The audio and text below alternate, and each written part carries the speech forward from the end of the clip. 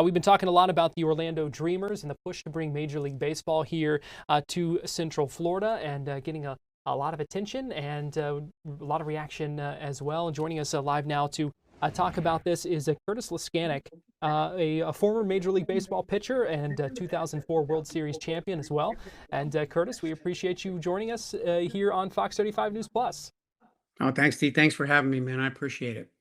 So, Curtis, we know you are originally from Pennsylvania, moved to Florida with your wife and kids, and live here in Seminole County now. And so, just let me get your thoughts to the seems like the growing possibility of Major League Baseball here in Orlando.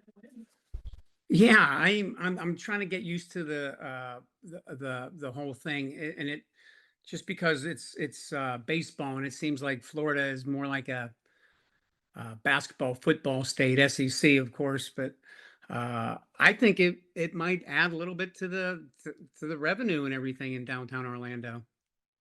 Do you think the appetite is here to for fans to support a Major League Baseball team? Well, I mean, you actually never know. I mean, I grew up in Pennsylvania, and it's very history oriented with football and baseball and hockey, of course. So people aren't born here and raised here. So there's a lot of people from different parts of the globe here. So it would be a difficult to say, but I mean, this is Disney. What do we have? 60, 70 million people come here for tourism last year. Yeah, no doubt about it. It is certainly a draw, and there would be no shortage of people to fill those stands. I want to get your thoughts and your perspective as a former major leaguer about the perception of Orlando and what, obviously you chose to live here. What would the draw be for players looking maybe to sign as free agents and that kind of thing, to bring their families here to live here if there were to be a team here? Yeah, that's a great question. I know that I would come down here to meet the Ecksteins and the Weeks and the Bichettes, and we would come down here before spring training and get ready. So the weather is great, but the weather can also be tough. So in order to get someone down here, I would think that just like Texas, you would probably have to put a dome on that stadium and put it to about 72 or 73 degrees to get any, big name player down here. No one really wants to play when it's 106 degrees out and probably going to endure maybe a couple rain delays, especially in, July, August, September. I would imagine the no state income tax would be appealing.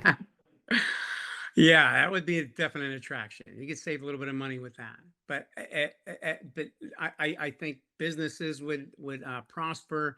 I think that a lot of people would have, I mean, it's competition. Is it going to be competition with Disney? Is it going to be competition with, other venues that are around that area that might say, hey, you're going to be taking our business away from us?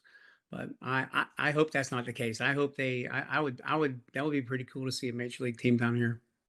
Yeah, what do you think that would be like? What do you think it would add to our area here to have? Well, I think it would generate billions of dollars. I think that, like I said, businesses, job opportunities. Disney, it might even help Disney out. Disney brand name. You can call them the Orlando. Well, I'm gonna let you come up with that one, but I really think that it would be good. There would be traffic issues, but I think that it seems like the Orlando Dreamers have it seems like they have a pretty good firm grip on exactly what they would like to do. Yeah, and it certainly seems like the momentum is growing behind that push as well, and it seems like a lot of positives to it, and for the perspective as well of being able to play year round here. So when it comes to families who, maybe players who are coming here, they have kids who play ball. We know the level of play here is great, and something like this could also generate a lot of excitement for the next generation of baseball players here in Central Florida. Yeah, I mean, there's no doubt.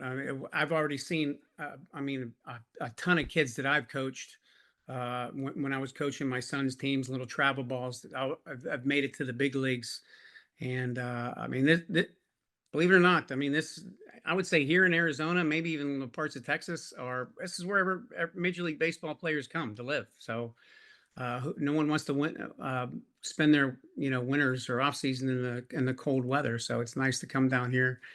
And a lot of players, believe it or not, as they get a little bit, into their um, playing years, they like to play where their family is. And Florida is a great place to live. All right. So what's the bottom line here? What do you think people should keep in mind as we continue to kind of watch this process unfold?